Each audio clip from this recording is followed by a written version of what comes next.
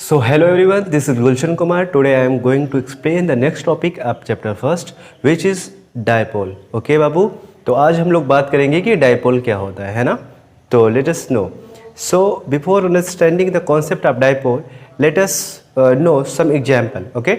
मैं एक एग्जाम्पल देता हूँ, आप उसके थ्रू ये समझ पाओगे कि डायपोल कैसे क्रिएट होता है. ओके देखिए मैं एक बिजनेसमैन की बात करूँगा. क्या करूँगा? बिजनेसमैन की, है ना. ये हमारा एक बिजनेसमैन है. इसका नाम मान लेता हूँ मैं रोहित है. क्या है? रोहित है. और जो इसका बिजनेस है वो ट्रांसपोर्ट का है. किसका? ट्रांसपोर्ट का. और ट्रांसपोर्ट में इसके पास 200 ट्रक्स हैं. 200 ट्रक्स. ओके इसके पास इतनी गाड़ियां हैं. इसका बिजनेस प्रॉपरली रन कर रहा है आराम से. ठीक है, ऑफ कोर्स बिकॉज इतनी सारी गाड़ियां हैं, कुछ ना कुछ तो प्रॉपरली चली रही होगी, है ना. एक दूसरा बंदा है जिसका नाम विवेक है. क्या नाम है? विवेक. ठीक है, ये भी उसी शहर में रह रहा है जिस शहर में रोहित का बिजनेस चल रहा है, जिस शहर में रोहित रहता है. ये हमारे विवेक जी हैं. ठीक, इनके पास मात्र एक ट्रक है. कितना है? एक ट्रक. और इनका काम अच्छे से चल भी नहीं रहा है. और ये चाहते हैं कि क्या, कि काश ऐसा हो कि ये ट्रक यहाँ पे लग जाए, जिसके थ्रू इन्हें भी थोड़ी अर्निंग हो सके, है ना. तो ये क्या करते हैं, अपनी ट्रक ले जाते हैं, रोहित से मिलते हैं, मुलाकात करते हैं, बोलते हैं कि मैं भी आपके ट्रांसपोर्ट में अपनी गाड़ी लगाना चाहता हूँ और मैं आपके साथ काम करना चाहता हूँ. ओके अच्छा, तो रोहित बोलता है ठीक है, आप हमारे साथ काम कर लो, कोई बात नहीं है. तो इससे क्या होगा, देखिए रोहित को भी इस ट्रक से जो बेनिफिट मिलेगा, थोड़ा बहुत परसेंटेज इनको भी मिलेगा और इनको भी मिलेगा. ये समझना काफ़ी आसान है. लेकिन यहाँ पे एक अजब सी बात आती है ना, ह्यूमन बिहेवियर के बारे में. आप ये चीज़ बहुत आराम से समझ सकते हो. चूँकि इसके पास 200 ट्रक्स हैं, इसके पास सिर्फ एक ट्रक है. ऑफ कोर्स ये आदमी है ना, विवेक की तुलना में क्या है, थोड़ा अमीर होगा, थोड़ा रईस होगा. ठीक है, और ये आदमी इसकी तुलना में क्या होगा, थोड़ा पुअर होगा. जब एक बड़ा आदमी और एक छोटा आदमी आपस में शेयर करके बिजनेस करते हैं, क्या करते हैं, बिजनेस करते हैं, तो पैसा बड़ा आदमी भी लगाता है, छोटा आदमी भी लगाता है. मतलब ये ट्रक अगर इसमें गया तो इसे भी इससे फ़ायदा हो रहा है और इसे भी इससे फ़ायदा हो रहा है. बट आप देखोगे नॉर्मली आप ये चीज़ आराम से समझ सकते हो कि जो बड़ा आदमी होता है वो छोटे आदमी पे क्या करता है, थोड़ा वर्चस्व बना के रखता है. मतलब शेयर तो दोनों का हो रहा है, दोनों का बेनिफिट भी हो रहा है, हो सकता है दोनों का अमाउंट भी लग रहा हो. मगर जो बड़ा आदमी होता है वो क्या होता है, ये छोटे आदमी को क्या करता है, थोड़ा सा दबोच के रखने की कोशिश करता है ना. आपको शायद ये चीज़ें आराम से समझ में आ रही हो, है ना. और छोटा आदमी क्या है, बेचारा इसके पास गाड़ी है, एक ही है, तो ये भी थोड़ा सा नॉर्मल रहता है, कहता है चल कोई बात नहीं है. जबकि इस ट्रक से या शेयरिंग की जितनी भी ट्रक्स हैं, सब में क्या है, इनका भी फ़ायदा होगा, इनका भी फ़ायदा होगा. फिर भी हमारा जो बड़ा आदमी होता है क्या करता है, छोटे आदमी पे थोड़ा सा दबाव बना के रखता है. ये बात अगर आपको समझ में आ रही है तो बहुत अच्छा है. यहीं से डायपोल क्रिएशन का बात शुरू होता है. अब मैं देखिए इस एग्जाम्पल के थ्रू आपको बताता हूँ कि डायपोल कैसे क्रिएट होता है. देखो आप मैं इसे थोड़ा रब करता हूँ और आगे मैं बात करता हूँ एक कंपाउंड की.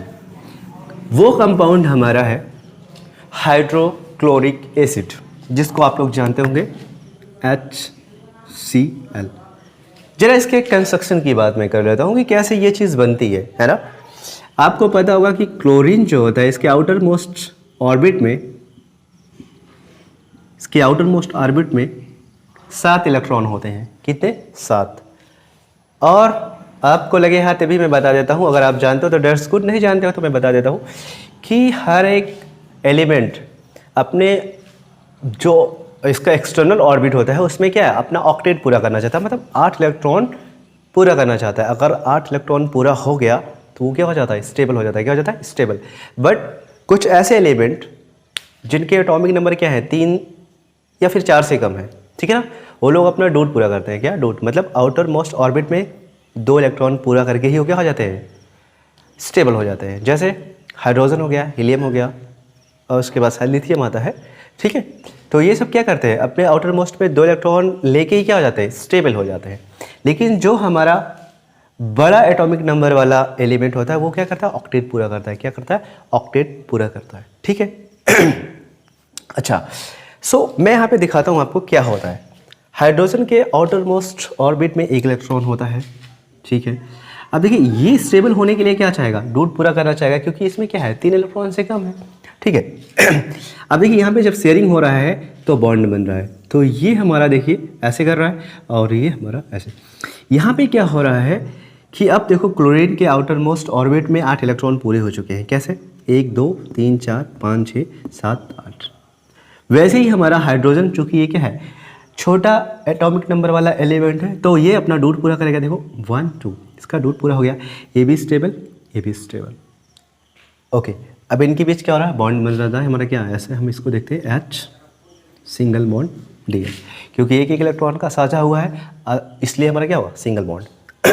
मगर यहाँ पे एक बात गजब की आती है, वो ये है कि अगर हम यहाँ पे क्लोरीन को देखें और हाइड्रोजन को देखें तो हु इज़ इलेक्ट्रॉन रिच, है ना। इनमें से कौन ऐसा एलिमेंट है जो इलेक्ट्रॉन रिच है, मतलब जिसके पास ज़्यादा इलेक्ट्रॉन है। अगर इलेक्ट्रॉन की दृष्टि से हम लोग देखें तो हम लोग पाएंगे कि क्लोरीन क्या है, इलेक्ट्रॉन रिच है, इसके पास देखो ढेर सारे इलेक्ट्रॉन है। जबकि हाइड्रोजन बेचारा क्या है, गरीब है। मतलब जो मैंने विवेक और रोहित का एग्जाम्पल लिया था, यहाँ पे रोहित कौन है, क्लोरीन है, और ये हमारा क्या है, विवेक। तो यहाँ पे जो शेयरिंग होगा, शेयरिंग वाली चीज़ पे क्लोरीन क्या करेगा, अपना दबदबा बना के रखेगा। दबदबा बनाने का मतलब क्या है, अपनी तरफ खींच के रखेगा। जब अपनी तरफ ये शेयरिंग वाले इलेक्ट्रॉन को खींचता है तो होता है क्या है, इसके ऊपर हल्का सा इलेक्ट्रॉन की वृद्धि हो जाती है। इलेक्ट्रॉन क्या होता है, हल्का सा एक्स में दिखने लगता है। अच्छा, जब किसी भी एलिमेंट पे इलेक्ट्रॉन की अधिकता होती है तो उस पर कैसा चार्ज आता है, ऋणात्मक। कैसा आता है, ऋणात्मक या फिर नेगेटिव।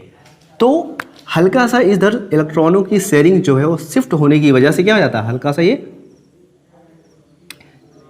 नेगेटिव चार्ज हो जाता है। अच्छा, चूंकि ये शेयरिंग वाला इलेक्ट्रॉन हाइड्रोजन और क्लोरीन के बीच है और क्लोरीन अपनी तरफ खींच के रख रहा है, तो इस पर हल्का सा नेगेटिव चार्ज आ रहा है। तो यहाँ पे हाइड्रोजन को ऐसा फील होता है कि जैसे उसके पास क्या इलेक्ट्रॉन की हल्की सी कमी आ रही है। कितनी कमी, जितना ये खींच रहा है, तो जितना इस पर इलेक्ट्रॉन एक्सेस में जा रहा है उतना ही क्या है, इस पर इलेक्ट्रॉन की डेफिशिएंसी हो रही है, मतलब कमी हो रही है। तो इस पर हल्का सा क्या हो रहा है, पॉजिटिव चार्ज आ रहा है, ठीक है।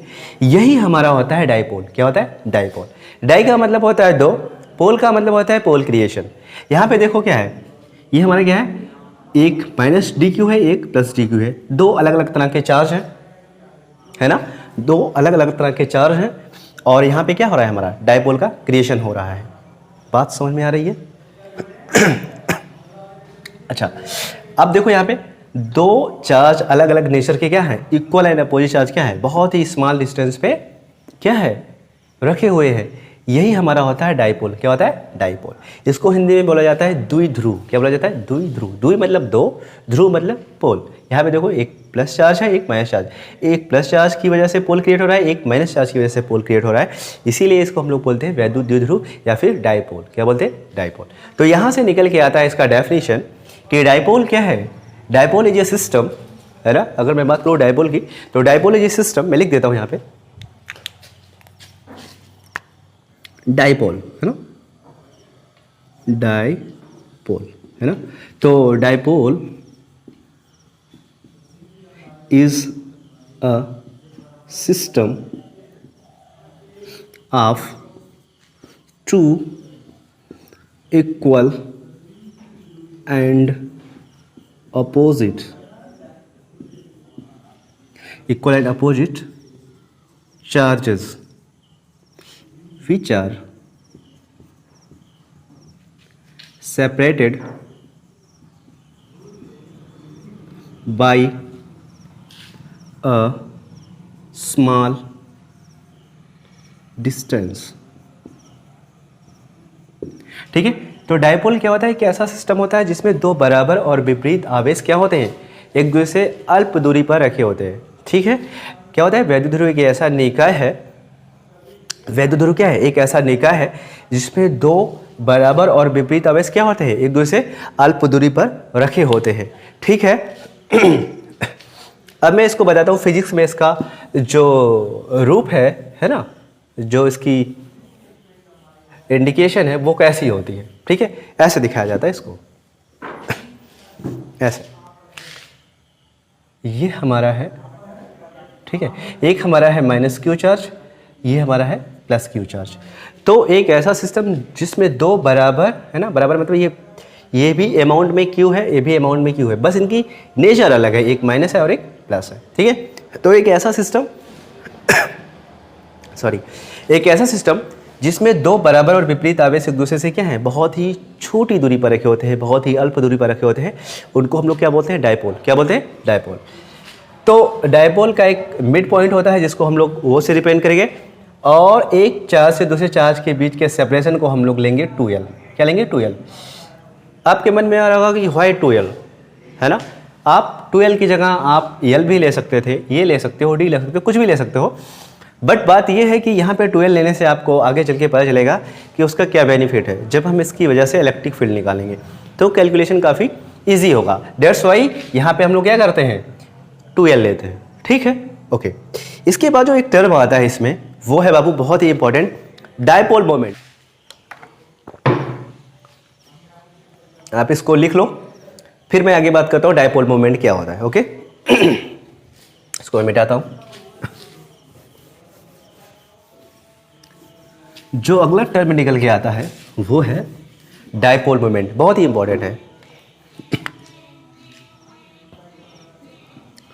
डायपोल मोमेंट, ठीक है। डायपोल मोमेंट क्या होता है, देखो डायपोल मोमेंट हमारा इस हिसाब से डिफाइंड है। डायपोल मोमेंट हमारा किस हिसाब से डिफाइंड, देखो ये दो हमारा जो चार्ज होता है, ठीक है, एक हमारा माइनस क्यू, एक हमारा प्लस क्यू, इनके बीच का सेपरेशन 2l, इनके बीच का सेपरेशन 2l, ओके। अभी डायपोल मोमेंट हमारा क्या है कि इसे हम लोग दिखाते हैं P से। किसे दिखाते हैं, P से। ये हमारा होता है दोनों चार्जों में से कोई एक चार्ज का अमाउंट, ठीक है, दैट इज Q, क्रॉस उनके बीच का सेपरेशन, दैट इज 2l, ठीक है। इसे में हिंदी में बोला जाता है वैद्युत द्विध्रुव का आघूर्ण। क्या बोला जाता है, वैद्युत, इसे हम लोग बोलते हैं वैद्युत द्विध्रुव का आघूर्ण, ठीक है। अच्छा, यहां पे देखो मैंने इसके ऊपर क्या लगाया है, एरो लगाया है। इट्स मीन कि ये क्या है, this is a vector quantity. क्या है बाबू, वेक्टर क्वांटिटी। अच्छा, जब वेक्टर क्वांटिटी है it's mean it have some direction, है ना। तो इसका जो डायरेक्शन है वो होता है माइनस चार्ज से प्लस चार्ज की ओर। किधर होता है बच्चा, माइनस चार्ज से प्लस चार्ज की ओर। मतलब the direction of P is from negative to positive charge, negative to positive, okay। इसे हिंदी में हम लोग बोलते हैं वैद्युत द्विध्रुव का आघूर्ण। क्या बोलते हैं, वैद्युत द्विध्रुव का आघूर्ण। तो यहाँ से अगर आप निकालो वैद्युत द्विध्रुव का आघूर्ण क्या होता है, तो वैद्युत द्विध्रुव के किसी एक आवेश तथा उनके बीच की दूरी के, है ना, सदिश गुणनफल को हम लोग क्या बोलते हैं, डायपोल मोमेंट या वैद्युत द्विध्रुव का आघूर्ण। इसका यूनिट अगर आप यहाँ से निकालो तो यहाँ पे देखो Q हमारा क्या है, चार्ज, चार्ज का यूनिट होता है कूलॉम, और L क्या है, बीच का दूरी। तो दूरी का हमारा जो MKS सिस्टम में हमारा जो यूनिट होता है वो मीटर होता है। तो यहाँ से आप निकालोगे तो इसका यूनिट आ जाएगा कूलॉम मीटर। क्या आ जाएगा, कूलॉम मीटर, ठीक है। होपफुली आपको ये चीज़ समझ में आ रहेगी, ठीक है, ओके। अब आगे बढ़ते हैं, आप इसको नोट कर लो। एक इम्पॉर्टेंट डेरिवेशन है, वो है electric field due to a dipole, ठीक है, उसी की चर्चा करेंगे हम लोग। Electric field due to a dipole, ठीक है। एक वैद्युत द्विध्रुव के कारण, है ना, वैद्युत क्षेत्र निकालना, ये हमारा इसका मतलब हुआ, ठीक है। देखिए, तो इसमें हम लोग केसेस पढ़ेंगे। केसेस का मतलब होगा तीन अलग अलग पॉइंट पे हम लोग निकालेंगे। एक हमारा होगा at the axis of dipole, दूसरा होगा at the perpendicular bisector of dipole, तीसरा हमारा होगा at any point in space, okay. तो देखते हैं तीनों पॉइंट का मतलब क्या होता है। सो मैं एक एक पॉइंट का आपको करवाता हूँ। पहला हमारा जो पॉइंट चूज करना है वो है हमारा at the axis of dipole, ठीक है। इसको हिंदी में बोला जाता है अक्षीय स्थिति में, क्या बोला जाता है, डायपोल के अक्षीय स्थिति में, ठीक है ना। हमें क्या निकालना है, वैद्युत क्षेत्र का मान। देखो कैसे निकालते हैं हम लोग। सपोज ये हमारा एक डायपोल है, ये माइनस क्यू है, ये प्लस क्यू है, इनके बीच का सेपरेशन 2L है, इसका मिड पॉइंट O है, ठीक है। इसकी एक्सिस क्या होती है, पहले आप ये जान लो। एक्सिस का मतलब होता है ये जो लाइन नहीं है, ये लाइन, ठीक है। ये जो लाइन है, इसी लाइन के अलॉन्ग, मतलब इस लाइन के अलॉन्ग इस तरफ कहीं भी चले जाओ या फिर इस तरफ कहीं भी चले जाओ, दोनों तरफ, इधर इधर, ये हमारा क्या होता है, एक्सिस। क्या होता है बाबू, एक्सिस। यानी इसी लाइन के अलॉन्ग आपको कोई एक रैंडम पॉइंट चूज करना है, एक रैंडम पॉइंट चूज करना है और बताना है कि इलेक्ट्रिक फील्ड कितना होगा। सो मैं एक पॉइंट ले लेता हूँ। देखिए, जब भी आप डिस्टेंस मेजर करोगे, है ना, डायपोल से जब आप डिस्टेंस मेजर करोगे तो हमेशा आप मिड पॉइंट से करोगे। कहाँ से, मिड पॉइंट से, हमेशा, ठीक है। तो यहाँ से हम लोग क्या करेंगे कि इसके सेंट्रल पॉइंट मतलब मिड पॉइंट O से एक पॉइंट लेंगे, कोई P मान लेते हैं, ये रैंडम कोई पॉइंट है हमारा। सपोज ये हमारा कोई पॉइंट P है, जहाँ पे हमें क्या निकालना है, वैद्युत क्षेत्र की तीव्रता, मतलब electric field intensity due to this dipole. Okay, तो ये जो दूरी हमें दी है वो दी है R। कितना दी है बाबू, R। ओके, अब हम लोग निकालना शुरू करते हैं। कैसे निकालेंगे, देखिए आप क्या करोगे, इस पूरे डायपोल को दो चार्ज का एक सिस्टम मानेंगे। क्या मानेंगे, दो चार्ज का एक सिस्टम। एक बार आप इस चार्ज की वजह से इलेक्ट्रिक फील्ड निकालोगे, एक बार इस चार्ज की वजह से निकालोगे, फिर दोनों का वेक्टर सम निकालोगे। Vector because electric field is a vector quantity, ठीक है। ओके, देखो पहले मैं दिस चार्ज है ना, जो हमारा माइनस क्यू है, इसकी वजह से पॉइंट पे इलेक्ट्रिक फील्ड कैलकुलेट करता हूँ। देखो ये हमारा 2L है, ये हमारा मिड पॉइंट है, तो इस हिसाब से ये जो डिस्टेंस हुआ वो हमारा क्या होगा, L, और ये भी हमारा क्या हो गया, या। अब देखो ये दूरी R है P पॉइंट की। अब अगर मैं यहाँ माइनस क्यू से ये दूरी कैलकुलेट करूँ तो ये R और ये दूरी एक्स्ट्रा हो रही है, जो कि हमारा क्या है, L। यानी अगर हमें माइनस क्यू से इस पॉइंट P की दूरी अगर पूरा देखूँ तो कितना हो जाएगा, ये R और प्लस ये L, यानी कितना हो जाएगा, R प्लस L। और आपको अगर याद हो तो मैं बता देता हूँ, नहीं याद है तो देख लो। अगर ये कोई क्यू चार्ज है, इससे R दूरी पर कोई पॉइंट P हो, वहाँ पे इलेक्ट्रिक फील्ड आता था हमारा कितना, KQ/R²। ठीक है, ये चीज़ मैं पहले बता चुका हूँ, ठीक है। तो इस हिसाब से हम लोग क्या करेंगे, यहाँ पे फॉर्मूला यूज़ करेंगे इसकी वजह से। तो यहाँ पे हमारा निकल के आ जाएगा, मैं मान लेता हूँ इसको E1, क्या नाम ले लेता हूँ, E1 हमारा आ जाएगा कि हमें मैग्नीट्यूड लेना है बस, Q और उनके बीच का दूरी, मतलब इस चार्ज से उस पॉइंट के बीच की दूरी। तो ये हमारा L, ये हमारा R, तो मिलके कितना होगा, R प्लस L का स्क्वायर, ठीक है। और इसकी दिशा किधर होगी, चूंकि ये माइनस चार्ज है तो आपको पता होगा कि माइनस चार्ज की वजह से जो इलेक्ट्रिक फील्ड आती है क्या आती है, टूवर्ड्स आती है। क्या आती है, टूवर्ड्स। वह ये E1 मान लेता हूँ। ओके, चलिए दूसरा एक्सेप्शन में लिखता हूँ इस चार्ज की वजह से, मतलब उसको मैं E2 मान लेता हूँ, ठीक है, प्लस चार्ज की वजह से। इसकी वजह से हमारा कितना आ जाएगा, अब देखो हमें ये दूरी चाहिए क्योंकि ये चार्ज इतने दूर है, तो ये दूरी पूरा R है, ये दूरी हमारा L है, हमें ये दूरी चाहिए, मतलब ये दूरी हमें क्या है, मिटा देना है। क्या करता है, मिटा देना है, मतलब हटा देना है। तो आप क्या करोगे, ये पूरा R है, इसको हटाना है, तो क्या करोगे आप, ये दूरी कैसे निकालोगे, पूरे में से अगर इतना माइनस कर तो ये दूरी निकल के आ जाएगी, तो R माइनस L, तो आपका आ जाएगा KQ divide by R minus L का होल स्क्वायर। इसकी दिशा किधर होगी, क्योंकि ये प्लस है तो प्लस क्या होती है, अवे होती है। कहाँ होती है, अवे। ओके, चूंकि ये प्लस है तो प्लस क्या होगी, अवे होगी। अवे मतलब इधर। अच्छा, अगर आप इस डायग्राम को देखो ध्यान से, इसको, है ना, तो देखो मैंने E1 को छोटा करा है और E2 को बड़ा करा है। आप जानते हो इसका कारण क्या है, देखो मेरी बात सुनो, मैं बताता हूँ आपको। चूंकि ये चार्ज जो Q है वो P से क्या है, नज़दीक है, और जब आपको पता होगा कि जो पॉइंट हमारा चार्ज से नज़दीक होता है वहाँ पर इलेक्ट्रिक फील्ड क्या होती है, ज़्यादा होती है। और ये चार्ज हमारा जो माइनस Q है क्या है, ये पॉइंट P से काफ़ी दूर है, तो जब दूरी ज़्यादा होती है तो इलेक्ट्रिक फील्ड क्या होती है, कम होती है। तो ऑफ कोर्स इसीलिए मैंने क्या करा है, E1 का वैल्यू कम करा है, क्योंकि E1 क्या है, माइनस Q की वजह से है, जो कि हमारा क्या है, काफ़ी दूर है, R प्लस L दूरी पर है, जबकि हमारा Q क्या है, काफ़ी नज़दीक है, देखो यहाँ से काफ़ी नज़दीक है, तो इसकी वजह से जो इलेक्ट्रिक फील्ड का मान होगा क्या होगा, ज़्यादा होगा। इसलिए मैंने इस लाइन को बड़ा दिखाया, इस लाइन को छोटा दिखाया। अब आपको वेक्टर सम करना है। वेक्टर सम का मतलब क्या हुआ, यहाँ पे देखो आपको साफ साफ दिख रहा है दोनों की दिशा क्या है, बिल्कुल अपोजिट है। तो आप क्या करो, इसमें से इसको माइनस कर दो, आपका क्या हो जाएगा, ई नेट निकल के आ जाएगा। पॉइंट पी पर जो हमारा नेट इलेक्ट्रिक फील्ड आएगा कितना आएगा बाबू, यहाँ पे लिख देता हूँ, है ना। तो हमारा ई नेट आ जाएगा कितना, जो हमारा बड़ा है उसमें से छोटे को माइनस कर देंगे, हो जाएगा E2 माइनस E1।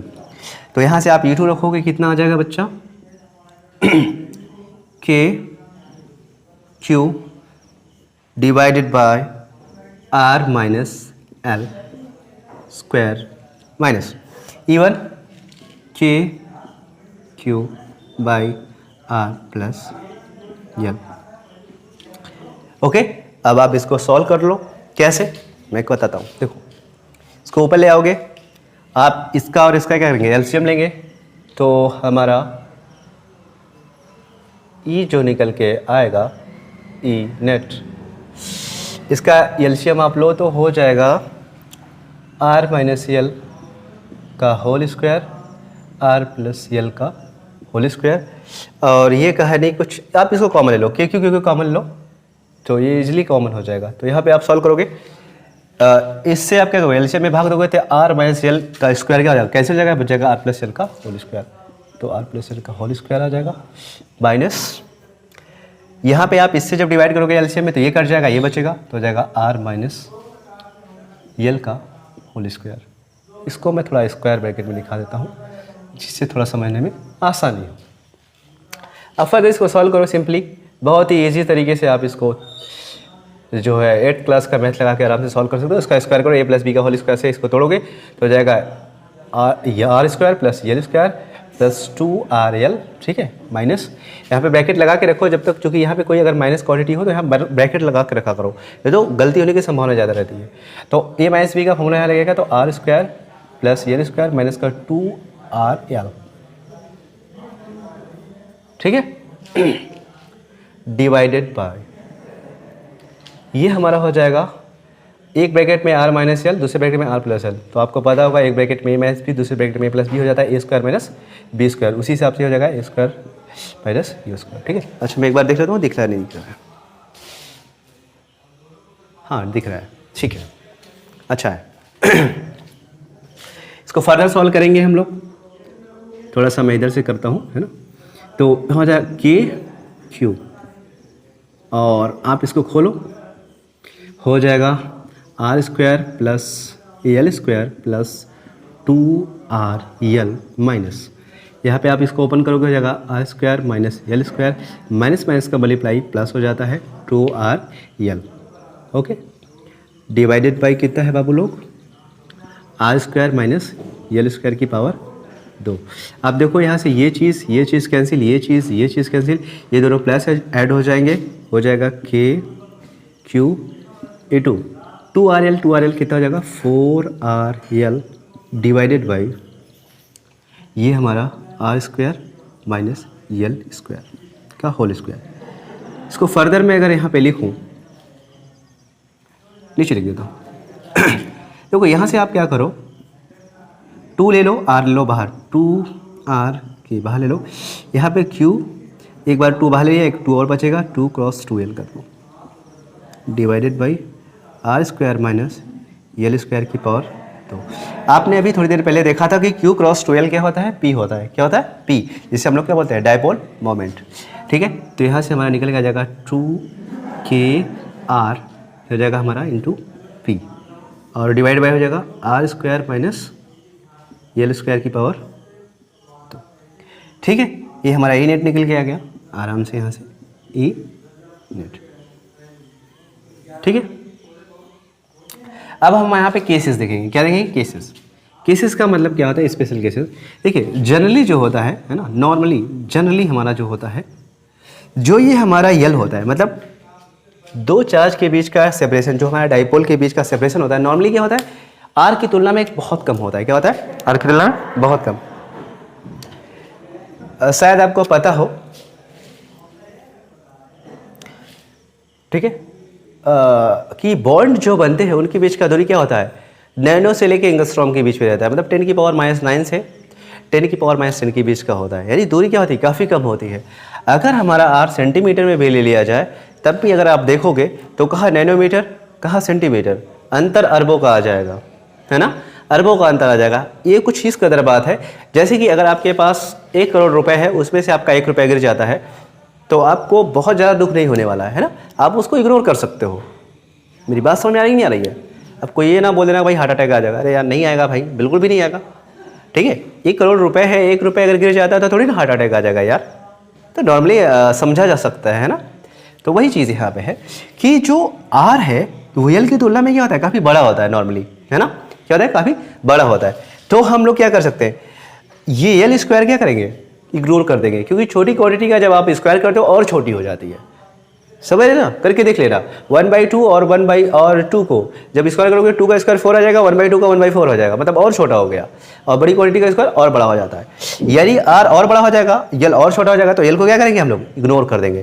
तो जनरली यहाँ पे क्या होता है, आर क्या होता है, वेरी वेरी लार्ज, है ना, एज कम्पेयर टू एल होता है। तो यहाँ पे क्या होगा, एल स्क्वायर इग्नोर हो जाएगा। तो ई हमारा जो निकल के आएगा, ई नेट, वो हमारा हो जाएगा 2kpr डिवाइड बाई, इसको मैं इग्नोर करता हूँ, 0 हो जाएगा, तो आर स्क्वायर की पावर कितना हो जाएगा, स्क्वायर। तो इसको मैं फर्दर अगर लिखूँ तो हो जाएगा 2kpr डिवाइड बाई कितना हो जाएगा, आर की पावर 4, एक आर से एक आर कैंसिल, तो कुल मिला के ये हो जाएगा हमारा 2kp/r³। ये हमारा हो गया ई नेट। ठीक है, अच्छा, जो ई नेट का दिशा है वो किधर होगा, देखो ये ज़्यादा है ना, ये कम है ना, तो एक आदमी ज़्यादा फोर्स अगर किसी चीज़ को खींचे तो ऑफकोर्स क्या होगा, उसी की तरफ डायरेक्शन होगा। यानी E2 का मैग्नीट्यूड ज़्यादा है और E1 का कम है, तो जो फाइनल रिजल्ट आएगा उसकी दिशा किधर होगी, E2 की तरफ। किधर होगी, E2 की तरफ। तो यहाँ पे आप देखो डायपोल मूवमेंट की दिशा किधर है, माइनस से प्लस की ओर, मतलब इस तरफ। और इस कंडीशन में हमारा जो इलेक्ट्रिक फील्ड की दिशा है वो भी किधर है, इसी तरफ, जिस तरफ हमारा डायपोल मूवमेंट की डायरेक्शन है। यानी इन केस ऑफ एक्सिस, है ना, अगर हमें डायपोल की वजह से इलेक्ट्रिक फील्ड का मान निकालना है, कब, एक्सिस वाली पोजीशन पे, कब, एक्सिस वाली पोजीशन पे, तो जो हमारा इलेक्ट्रिक फील्ड का डायरेक्शन होता है वही हमारा क्या होता है, डायपोल मोमेंट का भी डायरेक्शन होता है। इसकी ज़रूरत आगे पड़ेगी, इसलिए जानना ज़रूरी है। सो आप इसको नोट कर लो, इसको जो है आप इसको आप नोट कर लो, पॉज कर लो और आराम से नोट कर लो। इसके बाद मैं रफ करता हूँ, फिर मैं दूसरा केस बताता हूँ, एट द परपेंडिकुलर बाइसेक्टर। आप प्लीज़ इसको नोट कर लो, ठीक है।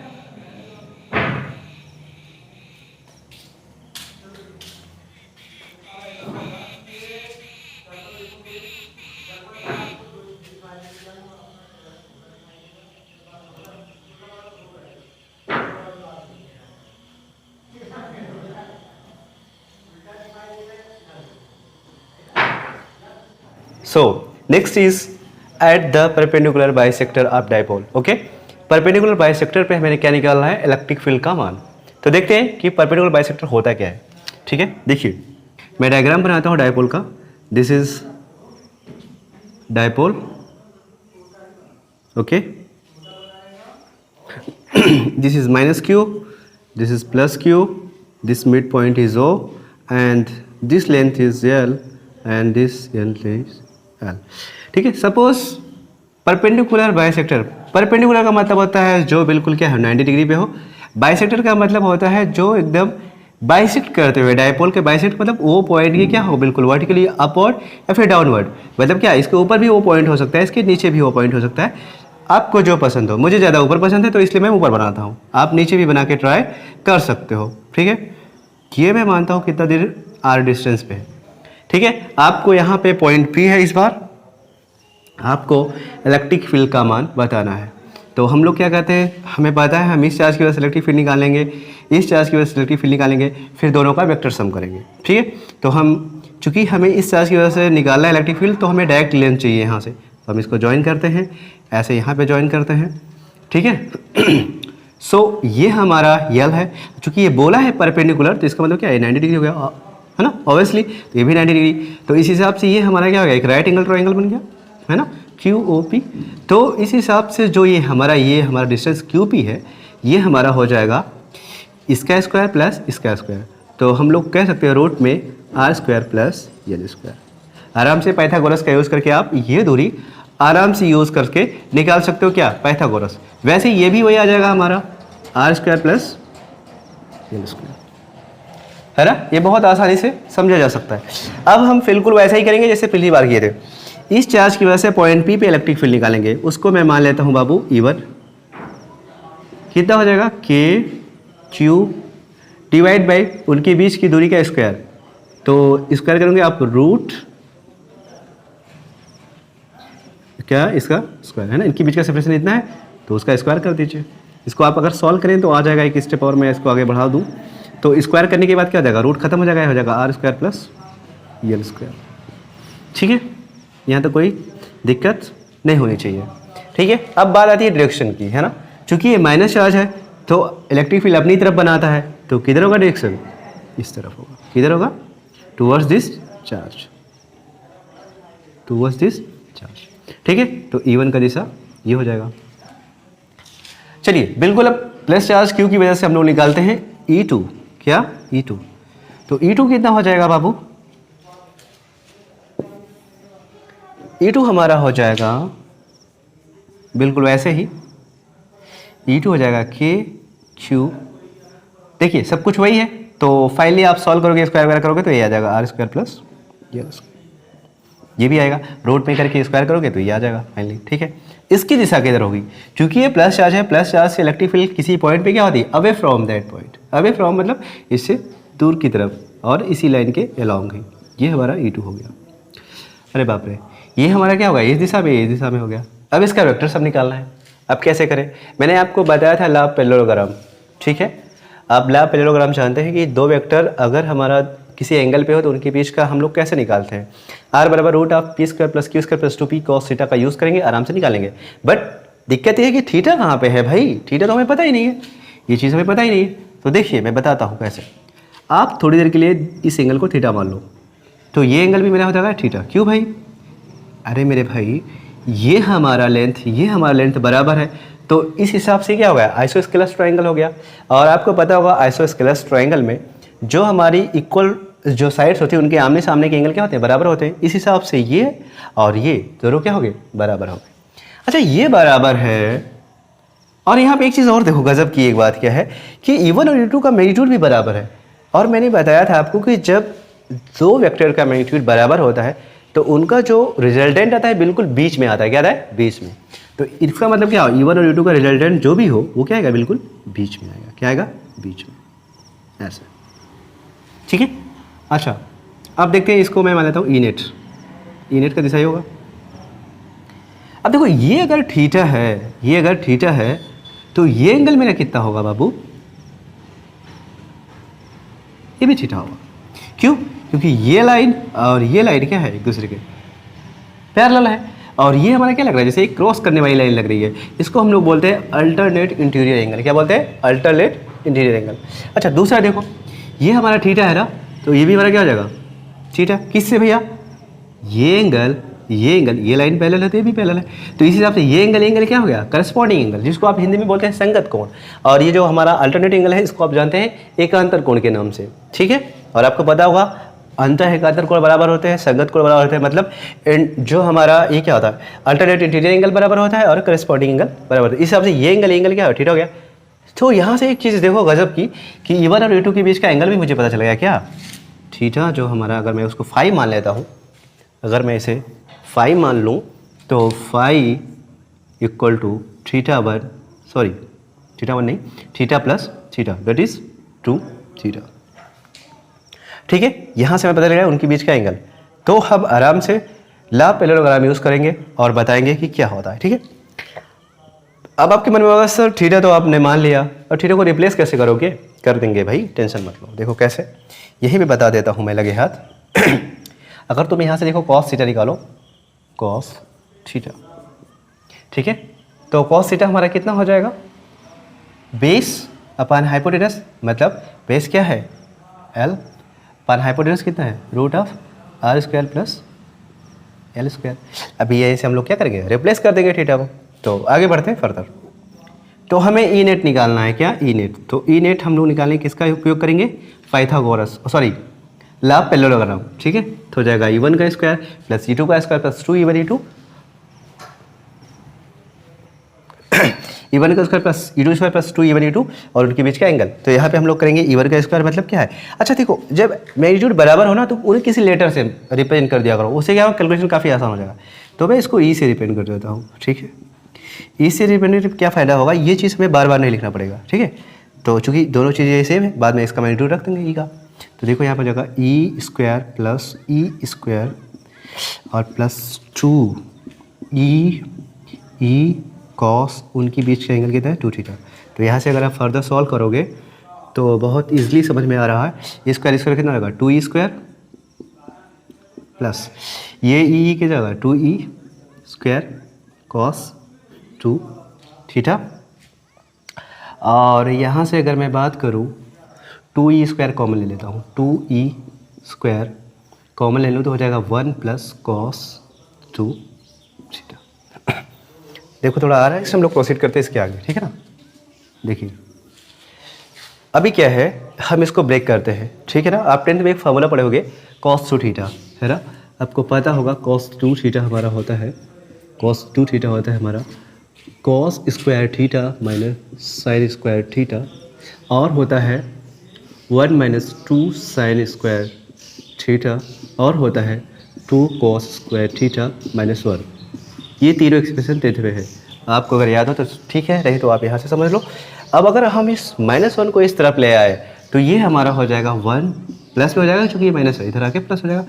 cos 2 थीटा हो जाएगा हमारा 2 cos स्क्वायर थीटा के, ठीक है। यानी 1 प्लस cos 2 थीटा को हम रिप्लेस कर सकते हैं कैसे, 2 cos स्क्वायर थीटा से। वही हम करेंगे यहाँ पे। तो आप यहाँ पे देखो ई नेट हमारा निकल के आएगा, E net equal to root of 2e square, कितना बच्चा 2e स्क्वायर, और यहाँ पे हमारा हो जाएगा कितना बाबू 2 cos स्क्वायर थीटा, ठीक है। ओके, अब देखो ये स्क्वायर हमारा रूट में है तो बाहर आ जाएगा, 2 2 बार है तो एक बार बाहर आ जाएगा, 2e हो जाएगा। अब यहाँ पे cos स्क्वायर है ना, तो ये भी जाएगा स्क्वायर हमारा रूट से क्या हो जाता है, बाहर आ जाता था cos थीटा, ठीक है। मैंने कहा था थीटा को रिप्लेस कर देंगे कैसे, cos थीटा से। तो आपने cos थीटा यहाँ पे निकाला है कितना, L by root of R square plus square. ये वैल्यू आप क्या करो वहाँ पे पुट कर दो, तो आराम से आप देखोगे ये एक्सप्रेशन कुछ इस कदर हो जाएगा 2 ई का वैल्यू आप पुट कर दो K Q divide by R square plus L square, और cos थीटा अगर आप रिप्लेस करोगे हो जाएगा L by root of R square plus L square. कोई दिक्कत नहीं है यहाँ तक मुझे लगता है, ठीक है। मैंने ई का वैल्यू यहाँ से रखा, ठीक है, 2 तो ऑलरेडी यहाँ पे है। ई का वैल्यू मैंने लिखा K Q by R square plus L square, और cos थीटा का वैल्यू मैंने पहले ही निकाल लिया था कितना, L by root of R square plus L square, ठीक है। यहाँ तक समझ में आ रहा होगा आपको। आप देखो मेरी बात सुनो, के को थोड़ा बाहर ले लो और इस क्यू को ना इस एल के साथ सजा दो, ठीक है। Q क्रॉस 2L हो जाएगा, और आप देखो यहाँ पे पावर कितना है, 1, यहाँ पे पावर आधा, 1 और आधा कितना होता है 1.5, 1.5 मतलब 3/2, तो हो जाएगा L square plus L square की पावर 3/2। बहुत आसान, समझ में आ रहा होगा, बहुत अच्छे। एक स्टेप और मैं यहाँ पे लिखूँ अगर, तो आपको पता होगा K, और इसको हम लोग बोलते हैं क्या, डाइपोल मोमेंट, मतलब P by R square plus L square की पावर 3/2। ओके, अब मैं फर्दर आगे बढ़ता हूँ बाबू। यहाँ से आपको पता है केस कि जनरली क्या होता है, generally R is very very large as compare to L। तो चूंकि R क्या है, काफ़ी ज़्यादा है, तो R स्क्वायर क्या होगा, और ज़्यादा होगा। और मैंने बताया कि जब छोटी क्वांटिटी का आप स्क्वायर करते हो और छोटी हो जाती है, तो यानी L को हमने क्या कर सकते हैं, इग्नोर कर सकते हैं। तो यहाँ से इग्नोर करेंगे हमारा, तो ई नेट आएगा बाबू कितना, ई नेट हमारा निकल के आएगा KP, है ना। और आप इसको क्या करोगे, 0 कर दोगे तो हो जाएगा ये आर स्क्वायर की पावर 3/2, आर स्क्वायर की पावर हो जाएगा 3/2, 2 से 2 कैंसिल हो जाएगा बाबू, हो जाएगा हमारा KP divided by R cube, ये हो गया ई नेट, ठीक है। ओके, अच्छा, ये फार्मूले आप तब लगाना जब आप देखना कि R जो है वो L से काफ़ी बड़ा है ना। कभी कभी ऐसा होता है कि R और L अप्रॉक्सीमेट एक साइज में आ जाते हैं, तो आप ये वाला फार्मूला वहाँ पे नहीं लगाओगे। आप कौन सा लगाओगे? ये वाला फार्मूला। और जो पिछले वाला केस में भी जो आ था R माइनस एल स्क्वायर की पावर जो भी आया था, ठीक है, स्क्वायर आया था, हाँ, तो उसका आप यूज़ करोगे, ठीक है। और अगर R काफ़ी बड़ा है L की तुलना में तो आप इन फार्मूलों का यूज़ करोगे। अच्छा, यहाँ पे एक चीज़ और देखने वाली बात ये है यहाँ पे एक चीज़ और देखना है, आप यहाँ पे देखो जो ई नेट का डायरेक्शन किधर आ रहा है। ई नेट हमारा क्या आ रहा है? इस तरफ आ रहा है ना, और डाइपोल मोमेंट का डायरेक्शन क्या है? माइनस से प्लस की ओर। मतलब यहाँ पे जो पी का डायरेक्शन है क्या है? इस तरफ है, और ई नेट का डायरेक्शन क्या है? उसके अपोजिट है। यानी इन केस ऑफ कि पॉइंट अगर परपेंडिकुलर बाइसेक्टर पे होता है तो ई का डायरेक्शन और पी का डायरेक्शन क्या होता है? अपोजिट होता है। क्या होता है? अपोजिट। ये चीज़ें बहुत ही काम आने वाली है नेक्स्ट में, when we will derive the expression for the electric field due to a dipole at any point in space. Okay, so remember this, note down all the things, and next I am representing the electric field due to a dipole. Okay, अच्छा, मैं ना इसके लिए separate video बना देता हूँ, आप इसको एंजॉय करो, और होपफुली अगर आपको कोई चीज़ें समझ में आएगी तो आप इसको और कंटिन्यूसली देखो, और भी मैं लगातार वीडियो लाता रहूँगा। और आपको अगर मेरी वीडियोज पसंद आ रहे हैं तो आप इसे शेयर करो और सब्सक्राइब भी कर दो, ठीक है। Okay, so thank you.